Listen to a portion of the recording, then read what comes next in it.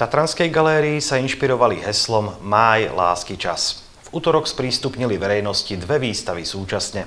Predstavili maliara ľudu pod Tatrami Jána Hálu, ktorý sa kedysi dávno zamiloval do Važca.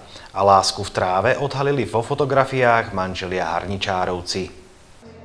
Tatranská galéria nespí ani po vyčerpaní tak náročného dlhodobého projektu, akým bol nedávno skončený Art and Holocaust. V utorok otvorila dve výstavy súčasne.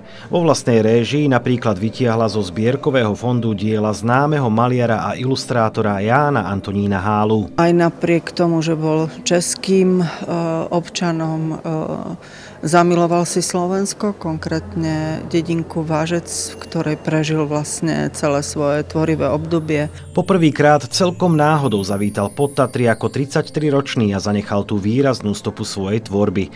Tatranská galéria ju ale predstavila verejnosti nie náhodou práve teraz. V podstate presne pred 100 rokmi v lete prišiel do Važca. Potom máme vlastne 65 rokov od jeho úmrtia. Onedlho si pripomenieme. No a zároveň ešte aj budúci rok si pripomenieme, myslím, že 135.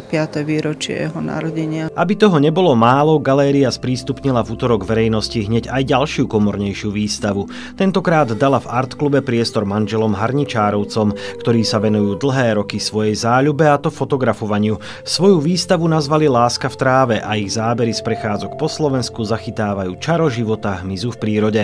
Vznikla tá výstava vlastne len tak spontánne, keďže máme s manželkou tých fotografií strašne veľa, fotografujeme prírodu, nielen tieto chrobáčiky, ale aj kvety, scenérie, skalné útvary a tak.